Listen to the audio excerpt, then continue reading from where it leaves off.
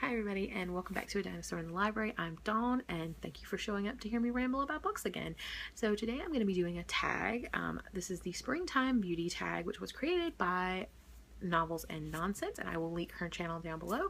And I was tagged by the wonderful Sarah Crawford, who I will also link down below. And this is a tag, as it says, all about springtime. And you're saying, but wait a minute, it's May, and you live in Florida. Isn't it already summer? Honey, it's been summer since March, so spring and summer are kind of one thing here, so we're gonna roll with it. So I'm looking over here to my handy dandy moleskin notebook to get my questions, and yeah, so I'll just go ahead and get started. So the first question: spring sun. The days are getting longer and the sun is starting to shine. Name a book that fills you with hope. So I've got two books for this. One of them is The 100th Monkey, which I have talked about before. Which is all about how you can change the world if enough people start believing it. So yeah, this is a really great book.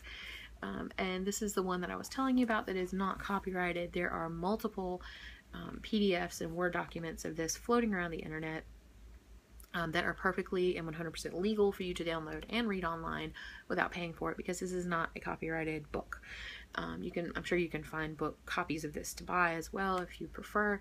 I found mine quite used at a thrift store some years ago, and I thought this one was really cool because it actually has the little paper ad that comes with it, that came with it originally, and there's actually a bumper stickers ad you could have ordered, and I'm pretty sure you can't order them anymore, but yeah, I thought that was really neat. But anyway, the point is, you can read this for free online if you would like, and it gives me hope because I've always maintained that it's possible to change the world if you just persist enough. And then the other one that I list for this one is Revolution by Russell Brand, and while some of this is quite depressing because he talks about all the crap that's going on in the world, it also gives me hope that someone, not to say that all famous people are vapid and insipid and all this, but it gives me hope to see this much passion and, eloquence about these issues from someone who doesn't necessarily need to be involved in them. You know what I'm saying? And so I really enjoyed this, and I think I gave it 5 stars. And yeah, I should have done I should have done a whole review of this, but I didn't. But just to say that it's amazing, and yes, here you go. So question number 2, crocuses and tulips. Spring flowers are starting to sprout everywhere. Name an author or series you just discovered that you want to start or read more from. Okay, so this one I did not just discover. I've read Shirley Jackson for years. I've read short stories and things like that, but just this year I started reading her novels, and the only one I've gotten to so far is The Road Through the Wall, which I talked about before, and it was really interesting. Not your typical, what I think of as typical Shirley Jackson, but it was good. And I've got the next 2, Hangs a Man and The Bird's Nest, which I'm looking forward to getting into. And then there are 3 more, and then of course I want to reread her short stories. So I'm hoping that this year I can read all of these. And also the Flannery O'Connor. I also want to read both of Flannery O'Connor's novels. I've only read one of them before. I've never read The Violet Buried Away, but I really want to get to those this year. So question number 3, a cool breeze. The days are getting warmer but are still nice and cool. Name a character that was like a breath of fresh air. And for me, that is Thomas Builds the Fire, who lives in some of the stories of Sherman Alexie, and this collection is The Lone Ranger and Tonto Fistfight in Heaven. And if you've ever seen the movie Smoke Signals, that was based on a couple of the stories in here.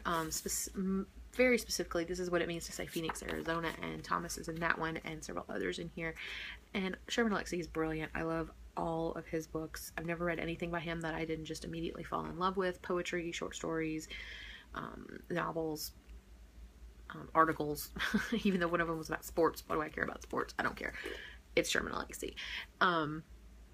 But yeah, so these are brilliant, and Thomas is one of my favorite characters in the entire world, and he is always on my people you would invite to your fictional, live, fictional, or dead people you would invite to your dinner party. So he's always on that list, and there you go.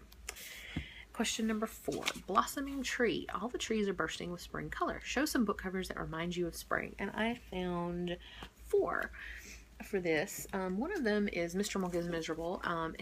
Honestly, I think it's just because there's a bush and there's the Eiffel Tower, and you think, you know, in all these movies, people go to spring in Paris, and they go to Paris in spring. So I guess that's why it reminds me of it.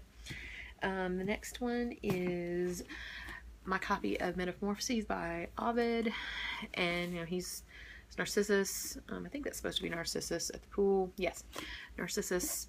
Actually, it's Echo and Narcissus by John William Waterhouse is the painting that's the cover. But you know, you've got the trees, green in the background, a nice clear pool that he's gazing into. So that always reminds me of spring.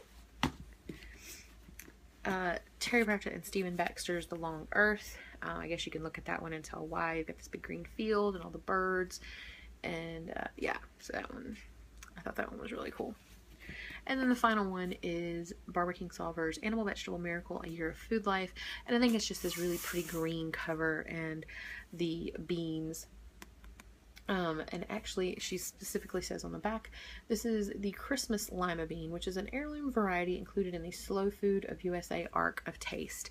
And so if you're interested in anything about foodways and things like that, you should definitely read this. And this cover is so awesome.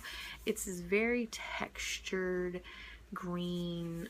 It's not, I don't think I've ever had a book with this texture, and I wish you could see it on camera, but you can't. But it's just a really cool feeling cover, and I love this book for not just the cover, but also lovely cover. And then, let's see.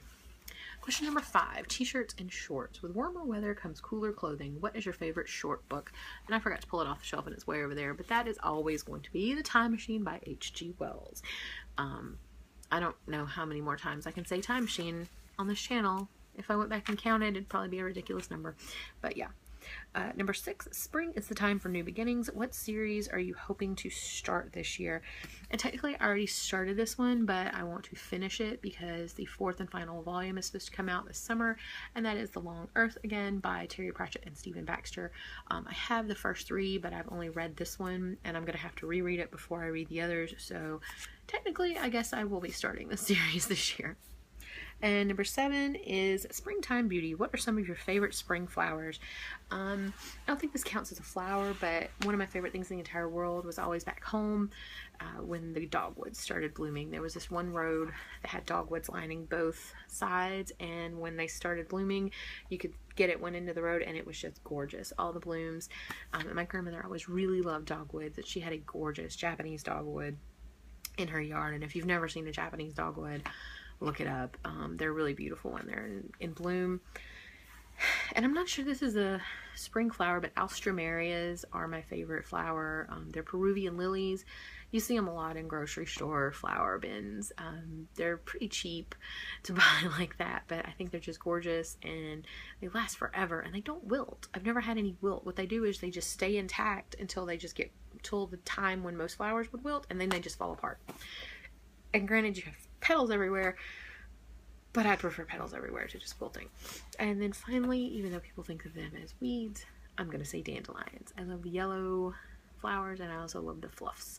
So there you go. That is my Springtime Beauty tag. And I may or may not tag some people in this, but if I don't tag you or I don't tag anybody, please feel free to do this and answer the questions and link me the video so that I know you did. I'd love to hear what you have to say.